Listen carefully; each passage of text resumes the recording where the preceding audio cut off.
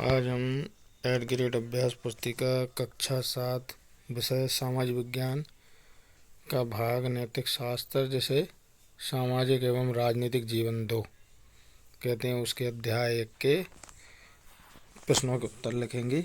ये देखिए अध्याय 1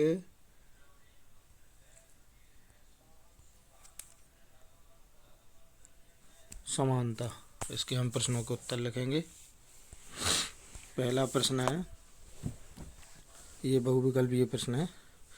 प्रश्न क्रमांक 1, मध्याह्न भोजन योजना का प्रारंभ सर्वप्रथम किस राज्य से किया गया?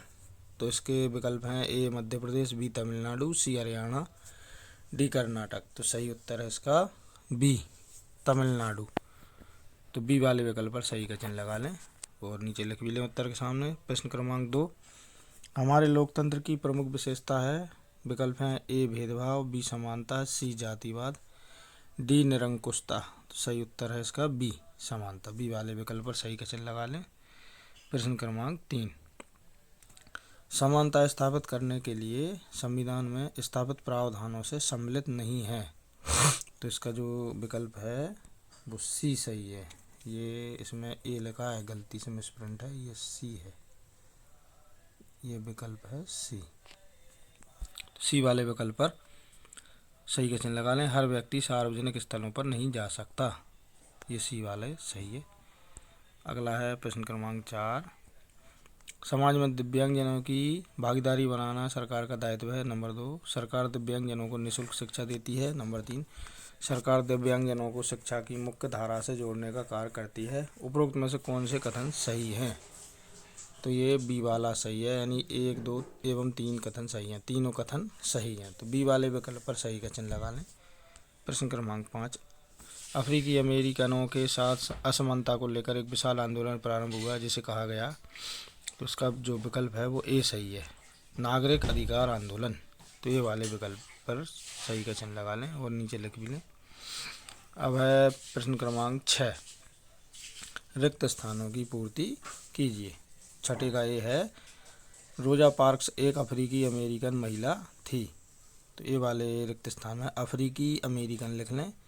बी है, भारतीय संविधान के अनुसार अस्पृश्यता का उन्मूलन कर दिया गया है। तो बी वाले रिक्त स्थान में अस्पृश्यता लिख लें। सी है, संसद हमारे लोकतंत्र का आधार स्तंभ है।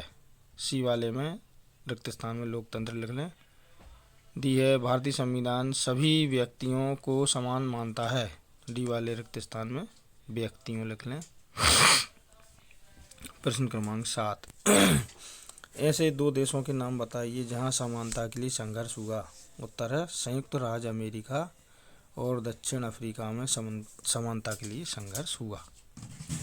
तो 2 राज्य हैं, 2 देश हैं, अमेरिका और दक्षिण अफ्रीका। प्रश्न क्रमांक 8 है, संविधान किसे कहते हैं? उत्तर है किसी देश का शासन जिन मूलभूत नियमों एवं कानून के अनुसार चलाया जाता है उनके संकलित प्रलेख को संविधान कहते हैं। प्रश्न क्रमांक है 9, सार्वभौमिक वयस्क मताधिकार का क्या आशय है? उत्तर है सार्वभौमिक वयस्क मताधिकार का आशय यह है कि किसी देश के सभी वयस्क नागरिकों को बिना भेदभाव के वोट देने का अधिकार होता है। प्रश्न क्रमांक 10, भारतीय संविधान के अनुच्छेद 15 के प्रावधानों को लिखिए। उत्तर है भारतीय संविधान के अनुच्छेद 15 के अनुसार राज्य किसी भी नागरिक के साथ धर्म, जाति, लिंग या जन्म स्थान के आधार पर भेदभाव नहीं करेगा। प्रश्न क्रमांक 11, समानता के अधिकार सरकार द्वारा किस प्रकार लागू किए गए हैं? उत्तर है सरकार ने समानता के अधिकार को कानून और योजनाओं के माध्यम से लागू किया है, जैसे आरक्षण और मध्याह्न भोजन योजना, ताकि वंचित समुदायों को अधिक अवसर मिल सके। प्रश्न क्रमांक 12 है, मध्याह्न भोजन कार्यक्रम से क्या लाभ हुए? कोई 3 लाभ लिखिए। उत्तर है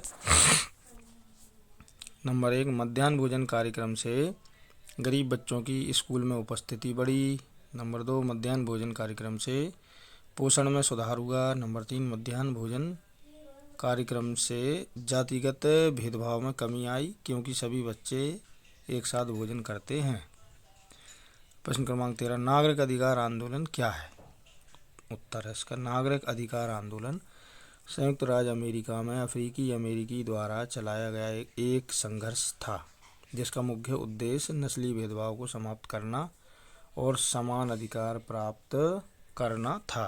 प्रश्न क्रमांक 14 देखेंगे, प्रजातंत्रीय समाज में समानता स्थापित करने में क्या क्या कठिनाई आ रही हैं?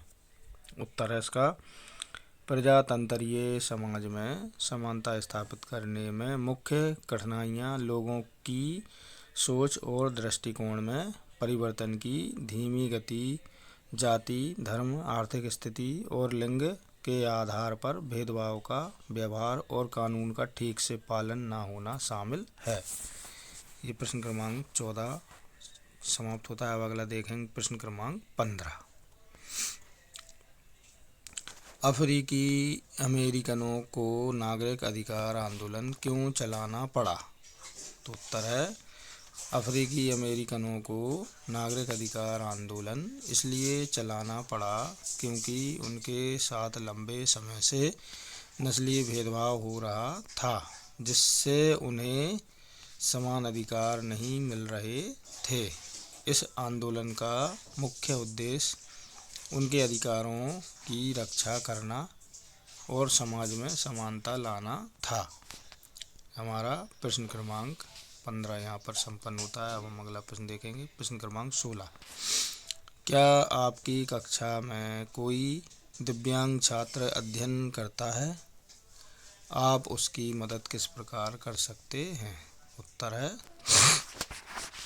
अगर मेरी कक्षा में कोई दिव्यांग छात्र अध्ययन करता है तो मैं उसकी मदद करने के लिए उसे पढ़ाई में सहयोग करूँगा, उसकी ज़रूरत को समझूंगा और उसे किसी भी तरह की भौतिक या मानसिक सहायता प्रदान करूँगा। इसके अलावा मैं अन्य छात्रों को भी उसके प्रति सहानुभूति और समर्थन देने के लिए प्रेरित करूँगा।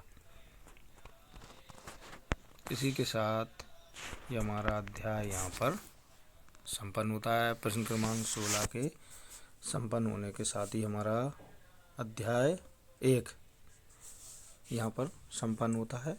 यदि आपको हमारा ये वीडियो अच्छा लगा तो वीडियो को लाइक करें और कमेंट सेक्शन में जाके आप हमारे लिए महत्वपूर्ण सुझाव भी भेज सकते हैं। इसी प्रकार के और अधिक वीडियो यदि आप देखते रहना चाहते हैं तो हमारे चैनल को सब्सक्राइब ज़रूर करें, बेल आइकन को प्रेस करें, बेल आइकन को दबाएं ताकि आगे आने वाली वीडियो के नोटिफिकेशन आपको सही समय पर मिलते रहें। और हमारे चैनल को अपने दोस्तों के लिए शेयर भी करें। धन्यवाद।